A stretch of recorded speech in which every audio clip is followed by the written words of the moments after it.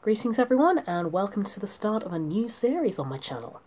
So in these videos, instead of singing or reading my own poetry, I'm going to recite poems by other people. And because he's probably been the greatest influence to me in my writing, I'm going to start with Ogden Nash. So this is his poem, Are You A Snodgrass Too?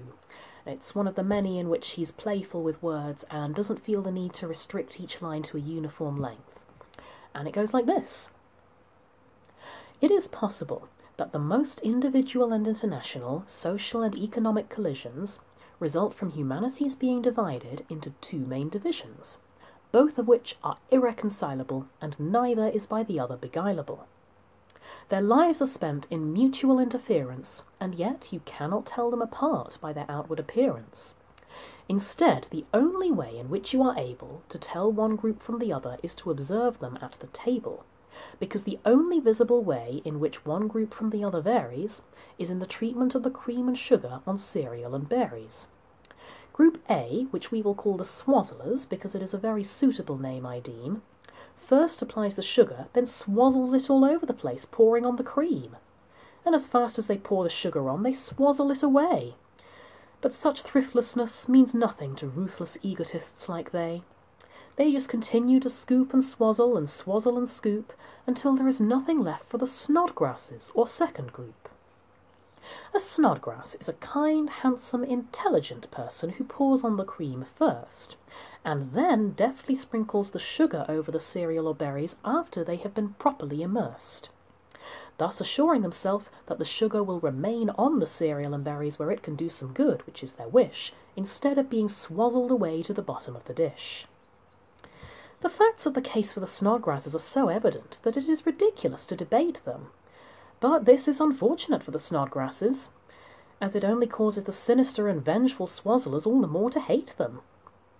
Swazzlers are irked by the superior snodgrass's intelligence and nobility, and they lose no opportunity in inflicting on them every kind of incivility. If you have read that somebody has been run over by an automobile, you may be sure that the victim was a snodgrass and a swazzler was at the wheel. Swazzlers start wars and snodgrasses get killed in them. Swazzlers sell waterfront lots and snodgrasses catch malaria when they try to build in them. Swazzlers invent fashionable diets and drive snodgrasses crazy with tablets of vitamins and calories.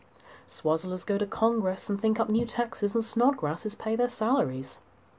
Swazzlers bring tigers back alive and snodgrasses get eaten by anacondas.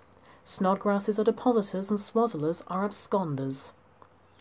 Swazzlers hold straight flushes and snodgrasses hold four of a kind.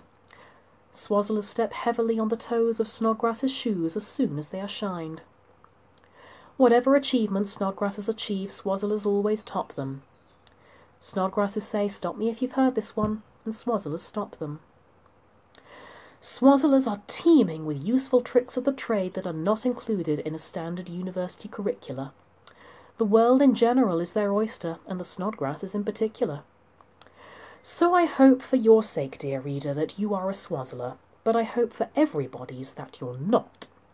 And I also wish that everybody else was a nice, amiable snodgrass too, because then life would be just one sweet, harmonious mazurka or gavotte.